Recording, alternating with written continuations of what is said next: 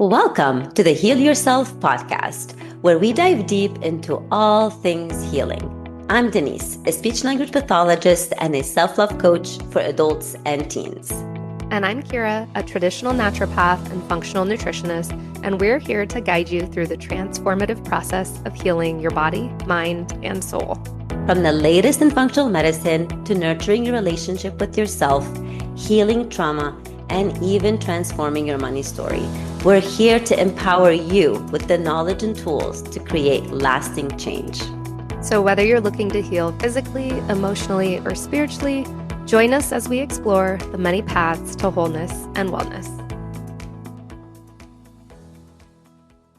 Hey everyone, welcome back to another episode of Heal Yourself podcast. It is Kira today, and I am joined by special guest Atara, who I'm going to introduce. Yeah, hey.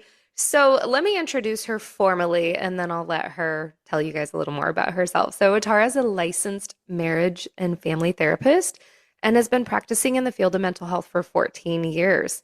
She's continued her education by becoming a certified integrative practitioner, and her current passions include holistic healing, supporting postpartum mamas, brain spotting, which we've talked about before on here, therapeutic intensives, and educating on the role of minerals for brain health and nervous system regulation. And revitalizing and rebalancing clients are core goals in Atara's work. So welcome. Yay, thank you. I'm so happy to be here this morning. Yeah. So I always start by asking people, how did you get to this space? Because we all have some interesting journeys. Yeah, yes. And I feel like most people in this space are here because of their journey. And I Yep. am not the exception to that rule. So my health side journey really began in around 2013. And at this point, I had finished my graduate program, was finishing up my graduate work. And I had really, really pushed my body. And I was, taking classes, doing 20 hours of practicum with emancipated foster youth, which was not Mm. a light population, a lot of trauma there.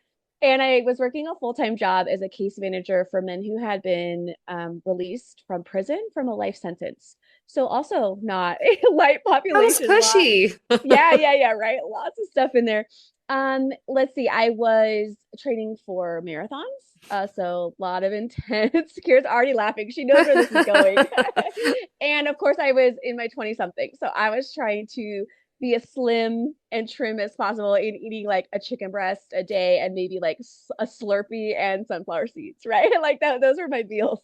So you can imagine, my body finally was like, no, we're not doing this anymore. And I always like to preface and say there was some other stuff, right? It wasn't like a year or two of stress in my life. I had, some childhood with domestic violence in the home for a while.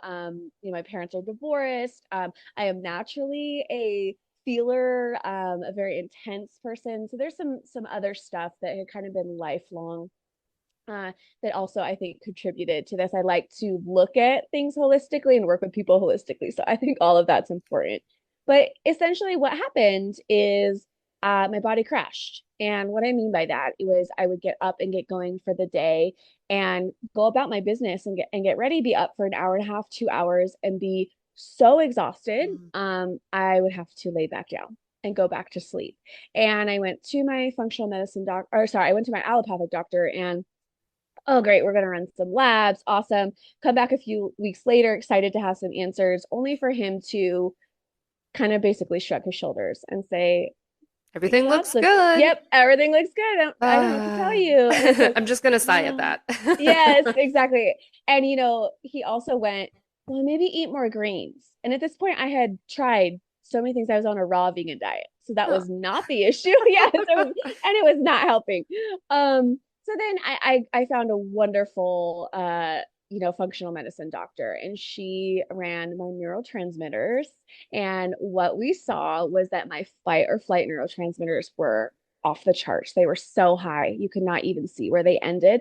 And my calming ones were bottomed out, non-existent. They were tired and they had stopped producing or working. So that's what really happened. That set me on this trajectory for really some of the foundational things, getting processed foods out of my diet, focused on nutrient dense food, right? Really switching around and getting some good nutrition back in my body, which helped immensely. Fast forward 3 years later, it's 2016, and I have my first kiddo. And what happens here is postpartum anxiety, and now what we kind of label as postpartum rage, which is a subset, right, of the anxiety. It's caused, if you will, by those anxious moments. Yeah. And this was another really alarming experience for me. I had never been an angry person. I had never been an anxious person, pretty easygoing, go with the flow my whole life, and also very energetic, I will say. And so this was very, um, you know, startling for me. And that's when I came across minerals. And I had all of the, foundational health stuff, but then when I added in minerals, it rocked my world, and it brought me back to life is kind of what I say. So that is how I got here, why I do what I do, and why I love helping people in this way. Awesome. I'm gonna do like a snippet in here. We're not gonna go down the mineral road, guys, but I love talking minerals.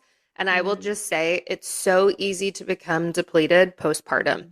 Nobody shares that with you. Like, even if you're going to a midwife, they're just saying take a prenatal, which is great, take a prenatal. But when I had my son, I finished out the prenatal bottle. I'm like, I guess I'm okay. No one told me that postpartum was 5 years, and that I would get super depleted. So just throwing that out there for listeners that maybe did not know that. Yes, totally true, right? They say 10% in pregnancy alone, but we don't know what we're losing in the postpartum, in birth, breastfeeding, right? We have no information really that I've seen yet. And hey, if you've seen it, please email me. I'd love to read it. Right? Because everyone's so different. Yeah. Yes, true. Yeah. Well, let's go into the nervous system, because I feel like when I get on Instagram now, everyone and their mother's talking about the nervous system. And I'll own it. I do the same thing because there's a role. My focus is on digestive issues. But I think people don't even know. They're like, okay, nervous system dysregulation. Is that just stress? Do I do some meditation? Does that fix it? What can you tell us about the nervous system?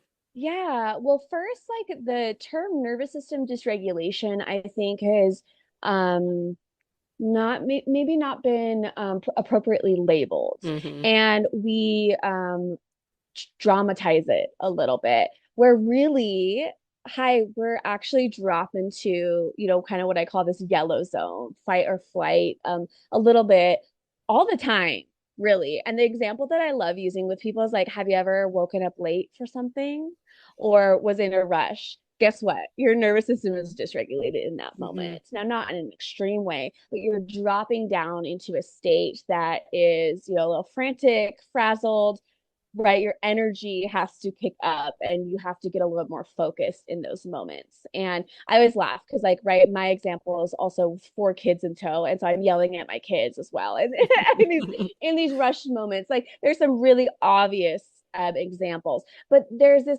seesaw action that happens all day with a healthy nervous system, and likely with most of our nervous systems is I'm kind of in this dysregulated state where I feel panic, but then ideally I'm coming back up out of that back into what we would call the green zone, which is connected, comfortable, the way you and I are talking right now, right?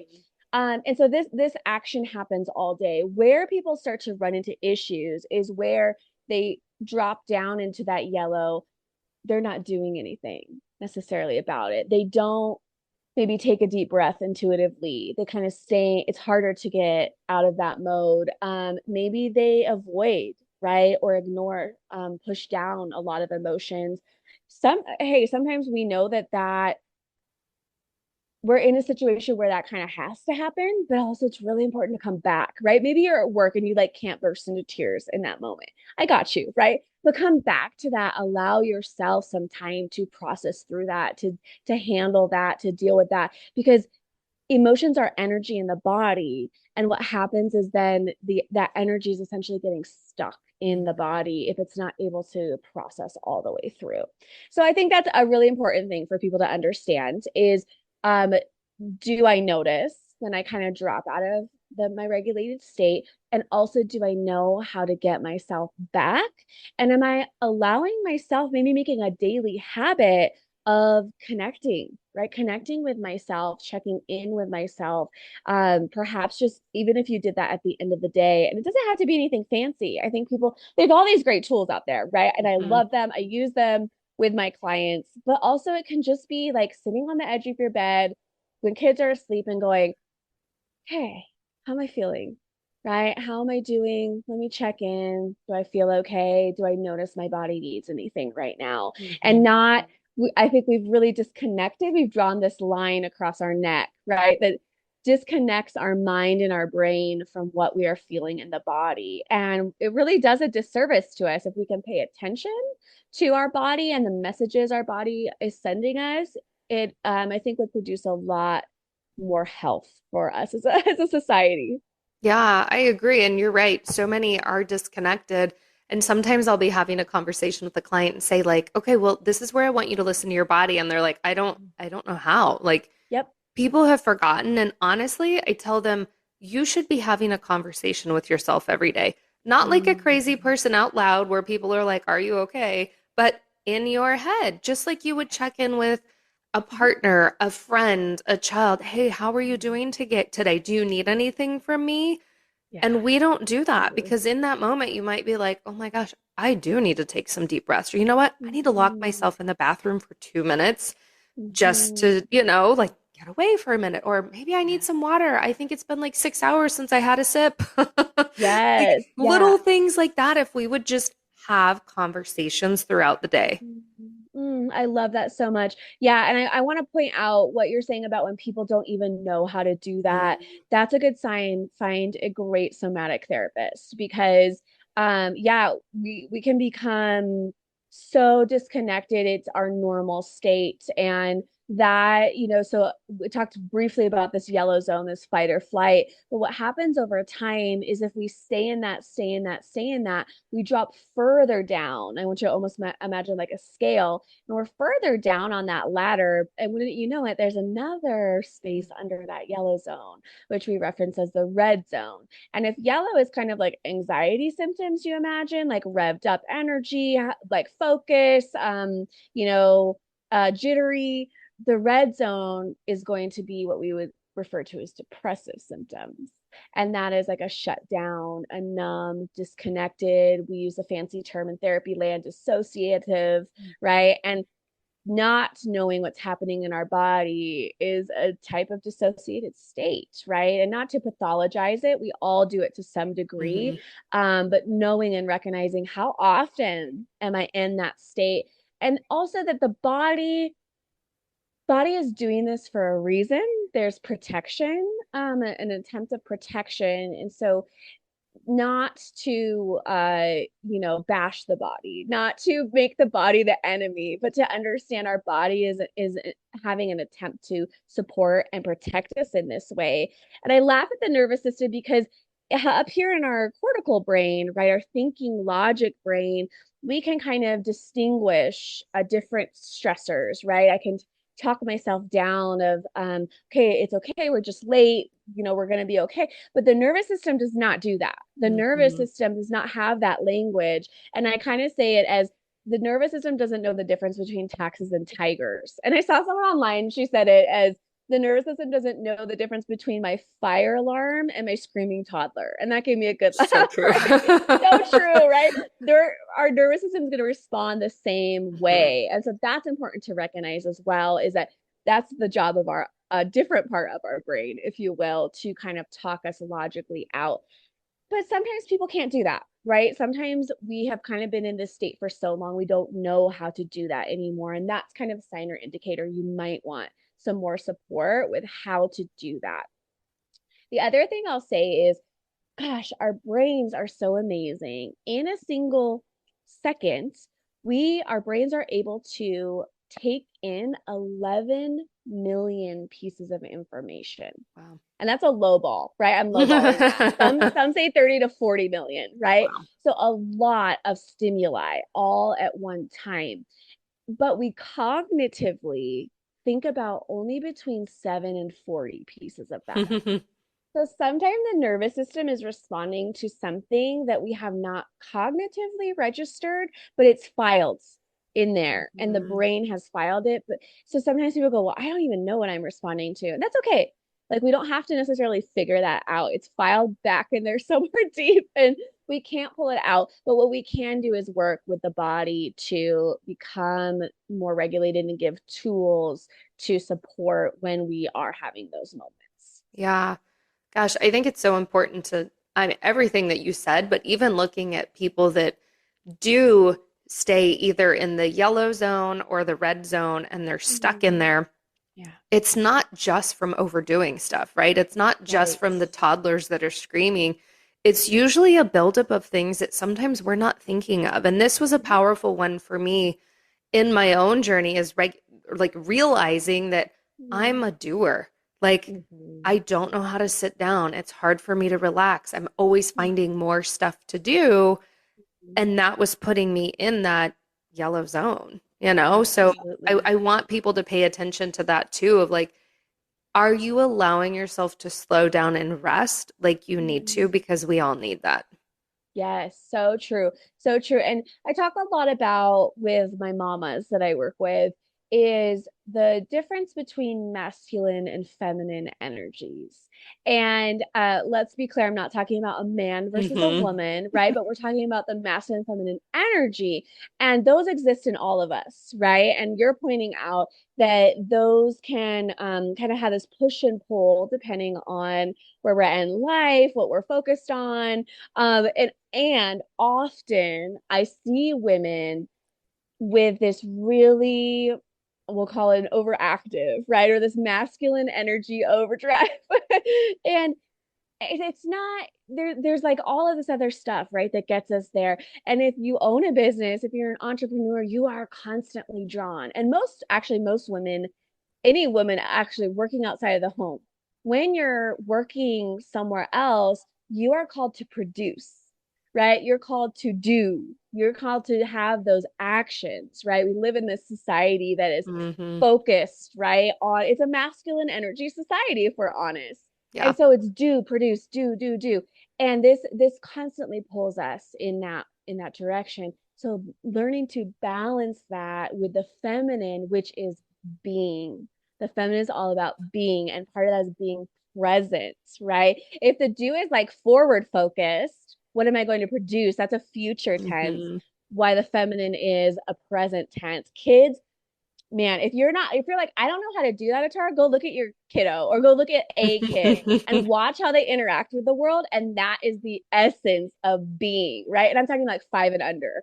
And Yeah. they will show you, take them on a walk. They're like, oh, look at this. Ooh, they're not worried about where they're going, how long this is going to take, any Yeah. like, I got to get my steps and nothing. They're solely focused on being present in this world. And that really is such a gift. And how do we get ourselves back to that? Some great examples that women, I've talked about with women over the years are different types of movement or exercise. So, like yoga is a great one. Um, Horseback riding. I hear Hmm. that from a lot of clients. Yep. Never would Because have thought here's that. yes, art is another one. Hmm. Here's the thing, right? We have to be focused on what our body is doing in these moments.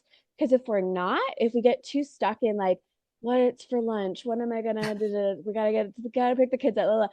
We're not paying attention to our bodies, and then we get injured, right? Because Hmm. we're not in the present. And so these are great ways to just naturally pull yourself back into that feminine energy. And I find too, these are what women typically crave. They're like, oh, I want that time to connect with my body again. I really, oh my gosh, I love creating just for the sake of creating something like artwork, right? And this is why, because it connects you again with that feminine energy that needs to be in balance. Yeah, and I I was laughing as you were talking about that because one of the first people I worked with, like when I was Mm-hmm. hiring mentors, coaches, Mm-hmm. he was like, you are all in masculine energy. And Darn it. he was so right though, because it's like, oh, I want to do art, but I don't have time. I've got to make these social media posts and I would love to do puzzles and I would love to take a walk, but I can't. I got to do an email and, Yes. yeah. Yes. So, Kira, where did that leave you? Oh, well, I know where it led me. Why do you think this podcast exists? Yes, I love it. Yep. Perfect. Yeah. Um, Okay, so I do have a question. This is just kind of a Mhm. random one. Can someone fluctuate between the yellow and the red zone? Yeah, great I- question. And yes, so when I work with clients that are down deep in that red, Mm, I'm thinking of one in particular, and she was really, oh, she poor thing, right? Years and years, lots of childhood trauma, was really deep in that red, very, very disconnected, disassociated, so much so that she wasn't even going into the social world. She basically like locks herself in her room almost mm, 24/7. Yeah. So that's a very obvious, blatant example. hmm. It doesn't always look like that. That's Yeah. like the most extreme.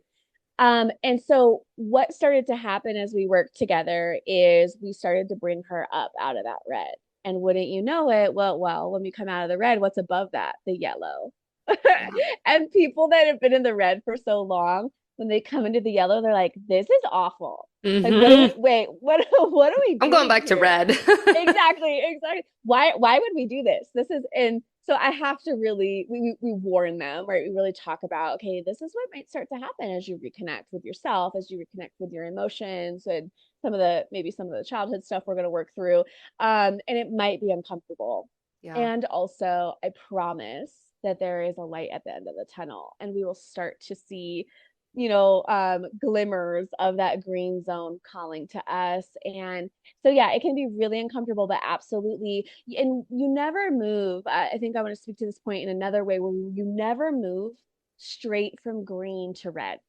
Yep. I want to be very clear. We're always moving down that scale first. And every person I talk to who is in red, I will go, let's talk about yellow. Like, when were you in yellow? And they're like, oh yeah, totally. The 3 years before I was in Hmm. red, I was in yellow, or even more than that.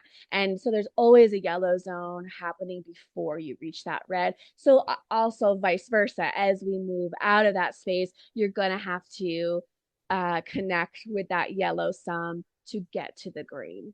Yeah. Yeah. I wanted to point that out because sometimes people think, okay, no, I can't be ping-ponging back and forth between, yellow and red. And yeah, you can. Yeah, yeah, absolutely. Let's go somewhere else with this briefly, or however long it takes us, I guess. But I want to talk about when we're in the yellow and the red, and it's becoming a chronic issue, Mm, presenting as physical health challenges. Because mm, I see this a lot. So many yes. clients, and it's a hard one. It's a hard one for me because I'm not a therapist, but I Mm, can see like, ooh, I can tell you've been in the yellow or the red for a long period of time. yes. And this is a huge piece of why you've got chronic symptoms at this point.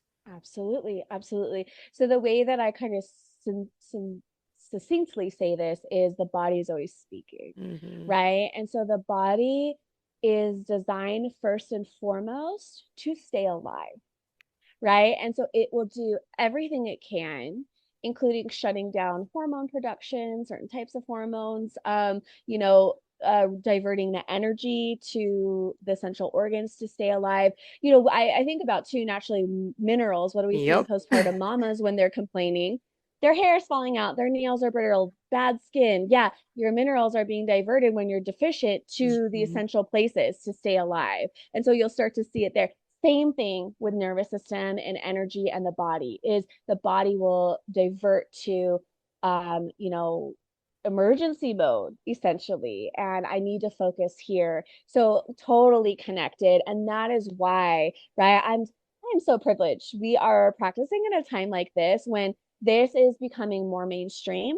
This is becoming kind of the more the exception than or the rule than the exception. Mhm. Work with the whole body. Work with the whole body. Do not just work on your mental health, right? Because then we're going to miss those pieces of what is happening in maybe with our mineral status that Yep. could support our mental health, or vice versa. If you're seeing a functional practitioner, amazing. Please keep doing that. It is supporting your mental health. And also might potentially be tools that you need to learn to connect with your emotions better that then are going to have an impact on your physical health as well. Yeah, I think that's key. And that's the thing. I've talked about this on the podcast and just, over the years. When I first Mhm. started out, it was just the functional medicine. Let's Mhm. talk about labs and supplements and create protocols and we'll change your diet. But Mhm. then when clients weren't getting better, I'm like, well, do I have them on the wrong protocol? Was there a better supplement? Mhm. And it took Mhm. me a while, to get to the point of like, oh, maybe we need to look at what else is going on in their life. Like, wait, you hate Yes. your job, you're Uh-huh. divorced, you have Yes. 3 kids. Like, oh, maybe Mhm. that's a piece of this. Absolutely. Yeah. You know, being I work with a lot of women that are driven, like you're Mhm. saying, but in some of that, there's this natural tendency to go, well, I don't then have space. I think you said it Yep. really Yep. clearly, right? I don't have space for this. And Or it's lazy. It's lazy of me. I can't do oh, that. I'm not supposed to take ooh, time for myself. yeah, absolutely. Absolutely. Yeah, yeah, yeah. Making it yeah, pathologizing it is what I'll Hmm. say, right? Yeah, and that it is so important to recognize that no, these can live together. And what I help a lot of clients with is how do I create my life to reflect what I want to be in alignment with, Mm. what I want to commit to. I'm thinking of another client. She has a um, really high up job, fast-paced environment. And just like you said, she's looking at it and goes, this is what I've imagined for the last 5 to 10 years of my life that I wanted. And here I am going, I hate this. Hmm. I'm hating this because it actually is not. I thought this amount of money, this title would be so great, Hmm. but actually it's not in alignment with who I want to be. And so Yeah. what we've been doing is reconnecting her, and it's been so cool to see the universe and God just respond to as she's focusing on that provision just falling in her lap. Like, and it's amazing to see that. And so as you pursue that, as you reconnect with really, heard the term ikigai. No. Oh my gosh. Okay. So this is such a fun word. Ikigai is a Japanese word that means your purpose for getting up in the morning. And essentially it has three questions or components to it that you answer to get the answer of Ikigai, which is what do I love? What am I good at? What are my strengths? And what does this world need? Mm. And when those three come together in alignment, that is the ikigai. We all need purpose. Even my elderly clients that are like, I have one that's she's 75 years old. Uh, And yes, and her problem is she didn't have ikigai. She didn't have a purpose anymore of what was her reason for being here. She mm. knew what she loved, she knew what she was good at, but she didn't know how do I do those things. And so that is so essential and again can contribute to physical health symptoms. So, 100%. That's actually one of the key things I talk about with clients. Like, are mm, you living in your purpose? Like, we yeah, weren't just dropped off on this planet for nothing. We're here exactly. for something, and you've got to figure that Mhm. out. Yeah, for sure. Yeah. Oh, Mm. okay. I've loved this conversation. I know we could probably talk for hours and hours. Yes. Um, but I want to kind of finish things off with, is there anything else that you feel like listeners need to hear? Anything else that you want to say Mm, that I didn't ask? mm. I think people get really caught in I am broken or Yeah. this isn't fixable. I'm too far gone, almost is the attitude, the belief, I'll call it, that I see frequently. And I just want to remind people out there that you are not. And in my opinion, as long as you are above the ground and have breath in your lungs, there is always possibility. There is always opportunity to start creating a new life for yourself literally, right? And this Yep. very second, we decide something else and we start to move. I'm not saying that then that it's going to be an easy journey, but if we are committed to something and that's what we want to see in our life, then there's possibility for that to happen. And yeah, to seek someone out, to seek support like Kira or I, and how do I start this? And that I think people also feel overwhelmed often. I know I did when I started Oh, my yeah. own journey. I was like, yeah, where do I even start with this? And Mhm. so that it doesn't have to be an overnight, overhaul. That is not how I work. I'm sure that's not how you work either. No, it's never going to work out that way. It doesn't work. Yes. I'm not going to tell you to throw out all of this food. No, we're going to start making small little tweaks and changes. And the same thing with connecting, right? Back to our nervous system and to who we are is we do that as comfortably as you are able. And if this week you come in and you're like, oof, I just can't do heavy lifting today. All right. Let's talk about something else, right? And let's talk about maybe some joy in your life. And so although change can be scary, a good practitioner is going to know where to meet you on the different steps of that journey. Awesome. Well, thank you. Of I put course. everything in the show notes, but I always like to ask if someone wants to come find you on Yeah. social, where's the best place to look? Where are you most active? Yeah. So I Instagram just feels easier for me. So I love connecting there. I'm at Atara, Atara dot Parkinson, Parkinson.